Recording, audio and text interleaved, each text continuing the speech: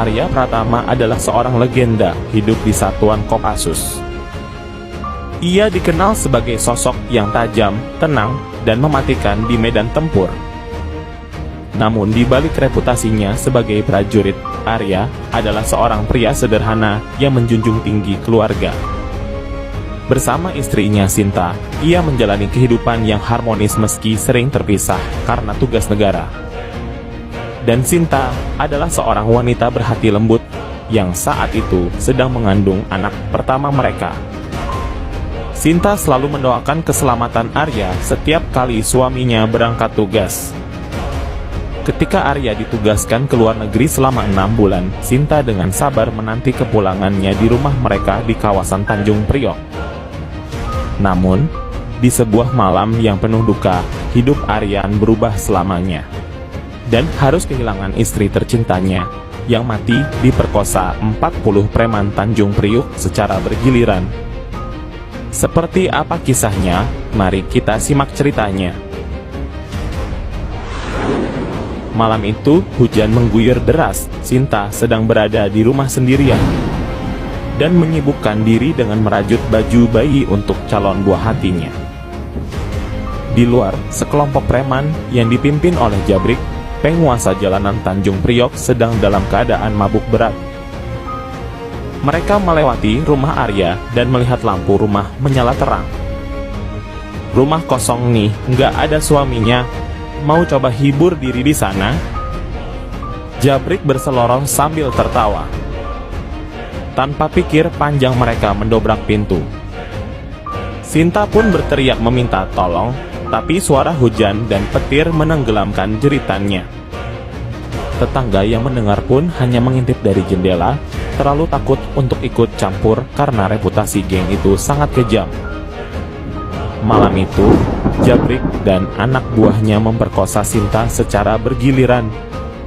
Setelah mereka puas dengan kekejian mereka, salah satu preman menebaskan parangnya ke tubuh Sinta hingga ia tewas bersimbah darah di tempat. Rumah itu menjadi saksi bisu tragedi yang tak termaafkan. Singkat cerita, 2 minggu kemudian Arya pulang dari tugasnya. Ia disambut oleh kabar duka yang mengirim tubuh mereka diseret ke balik kontainer. Setelah memastikan Arya aman, Arya masuk ke dalam gudang. Jabrik dan anak buahnya sedang berpesta. Mereka tertawa, minum, dan tidak menyadari ada ancaman yang mengintai mereka. Dengan cepat, Arya memutus aliran listrik gudang itu, membuat tempat itu gelap gulita. Suasana pesta berubah menjadi kepanikan. Listriknya mati. Siapa yang bertugas jaga? Teriak Jabrik dari dalam. Arya mulai menyerang dalam gelap gulita. Ia memanfaatkan keterampilan tempurnya untuk melumpuhkan satu persatu anggota geng preman itu. Jeritan suara kesakitan dan tubuh yang terjatuh memenuhi udara.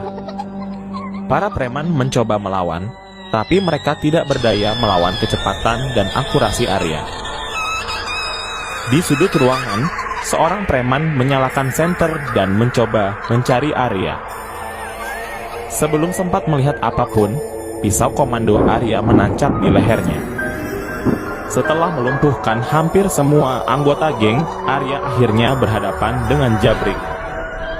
Pemimpin geng itu memegang parang besar, matanya merah karena amarah dan alkohol. Kau pikir kau siapa? Berani melawanku, penguasa Tanjung Priok? Teriak Jabrik sambil menyerang. Arya menghindar dengan lincah, memanfaatkan setiap celah dalam serangan Jabrik. Dalam duel sengit itu, Arya membiarkan Jabrik melampiaskan serangannya hingga kelelahan. Ketika saatnya tiba, Arya menyerang balik dengan tinjuan kerasnya yang menghantam rahang Jabrik yang membuatnya terjatuh. Merangkak kesakitan mencoba mencapai parang yang terjatuh, tapi Arya menekan tubuhnya ke lantai. Kau sudah menghancurkan keluargaku. Malam ini akan menjadi malam kematianmu, Jabrik, ucap Arya dengan nada yang sangat emosi. Tidak ada yang bisa menggantikan posisiku. Kalau kau membunuhku, akan ada preman lain yang menggantikan. Balas Jabrik. Bukan masalahku. Arya kemudian menebaskan pisaunya ke leher Jabrik mengakhiri hidupnya. Setelah memastikan semua anggota geng preman telah dilumpuhkan, Arya meninggalkan gudang itu dengan tenang. Telah meninggalkan bahan peledak kecil di dalam yang meledak beberapa menit kemudian menghancurkan semua jejak pertarungannya. Pada esok harinya, berita tentang pembantaian 40 preman di gudang Tanjung Priok mengguncang Jakarta. Pelaku dan masyarakat hanya berbisik tentang seorang bayangan yang menegakkan keadilan dengan caranya sendiri. Setelah pembantaian malam itu, Arya kembali ke rumahnya dengan hati yang masih berat. Ia duduk di kursi goyang yang biasa digunakan Sinta istrinya. Ia menatap foto Sinta dengan rasa lega dan bercampur kehilangan. Aku melakukan ini untukmu Sinta, semoga kau tenang di sana. Meski dendam telah terbalas, rasa bersalah masih menggerogoti hati Arya. Ia merasa bahwa pembalasan itu tidak cukup untuk mengembalikan kebahagiaannya. Ia juga sadar, keadilan yang ditegakkannya sendiri bisa membawa konsekuensi. Polisi mulai meningkatkan patroli di kawasan Tanjung Priok, sementara pihak militer mendengar desas-desus tentang keterlibatan seorang prajurit dalam insiden itu. Arya tahu, waktunya di rumah tidak akan lama.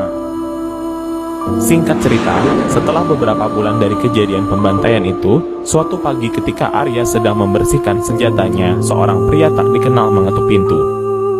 Pria itu berpakaian rapi, membawa tas kerja, dan mengenakan senyum tipis yang penuh rahasia. Letko Arya Pratama, bukan? Tanyanya dengan nada ramah namun tegas. Arya tidak langsung menjawab. Ia mengamati pria itu dengan curiga. Siapa kau dan apa maumu? Pria itu memperkenalkan dirinya sebagai Farhan, perwakilan dari Badan Intelijen Negara (BIN). Farhan mengungkapkan bahwa tindakan Arya di Tanjung Priok telah menarik perhatian pihaknya. Namun, alih-alih menangkap Arya, Farhan justru menawarkan sesuatu yang mengejutkan, sebuah misi rahasia. Kami butuh orang seperti Anda, Letko. Orang yang tidak hanya memiliki keterampilan militer, tapi juga keberanian untuk menegakkan keadilan di luar batas hukum. Apa yang Anda lakukan di Tanjung Priok?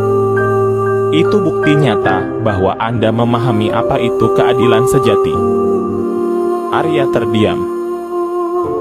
Tawaran itu menggoda, namun ia masih ragu. Kenapa aku? Bukankah aku sekarang buronan? Farhan tersenyum tipis. Kami tidak bekerja untuk menghukum orang seperti Anda, Arya. Kami butuh Anda untuk melawan ancaman yang lebih besar dari sekadar geng jalanan. Arya akhirnya menerima tawaran itu, meskipun dengan hati yang berat. Ia dipindahkan secara diam-diam ke sebuah menerima tawaran itu, meskipun dengan hati yang berat. Ia dipindahkan secara diam-diam ke sebuah markas rahasia yang jauh dari hiruk-pikuk kota. Di sana, ia dilatih ulang untuk menghadapi musuh yang lebih besar. Jaringan kartel narkoba internasional yang telah menyusup ke Indonesia. Selama berbulan-bulan, Arya mempelajari pola operasi kartel tersebut. Ia mengetahui bahwa jaringan itu bukan hanya terlibat dalam perdagangan narkoba, tetapi juga perdagangan manusia termasuk wanita seperti Sinta. Amarah Arya kembali membara. Ia merasa bahwa takdir membawanya ke sini untuk mencegah tragedi yang pernah menimpa keluarganya terulang pada orang lain. Misi pertamanya adalah melumpuhkan salah satu markas kartel di kawasan pantai utara Jawa. Operasi itu dilakukan bersama tim kecil yang dipilih secara khusus oleh BIN.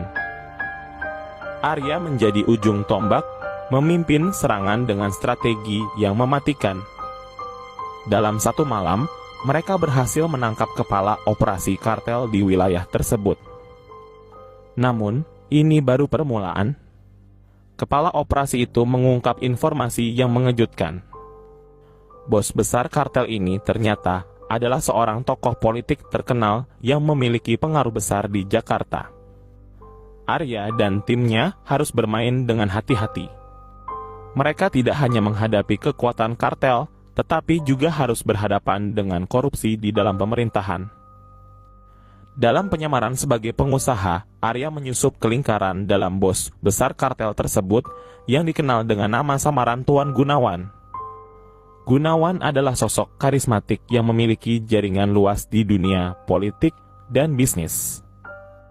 Di balik senyum ramahnya, ia menyembunyikan kebrutalan yang tak terbayangkan. Arya harus menahan diri setelah berhasil mendapatkan bukti-bukti penting tentang operasi kartel Gunawan. Namun, sebelum ia sempat menyerahkan bukti tersebut, Gunawan menyadari bahwa Arya bukan sekadar pengusaha biasa. "Siapa kau sebenarnya?" tanya Gunawan dalam sebuah pertemuan rahasia. Arya tersenyum tipis. Aku adalah orang yang akan menghancurkan duniamu." Gunawan langsung memerintahkan anak buahnya untuk menyerang Arya. Namun, Arya telah mempersiapkan segalanya. Dengan kecerdikan dan keterampilannya, ia melumpuhkan semua penjaga di ruangan itu sebelum akhirnya mengarahkan pistol ke kepala Gunawan. "Kau pikir aku takut mati?" Gunawan tertawa sinis. Arya menatapnya dengan dingin. "Mati adalah pembebasan. Aku ingin kau hidup untuk melihat semua yang kau bangun runtuh di depan matamu." Yang telah dikumpulkan, Arya dan timnya berhasil menggulingkan operasi kartel tersebut.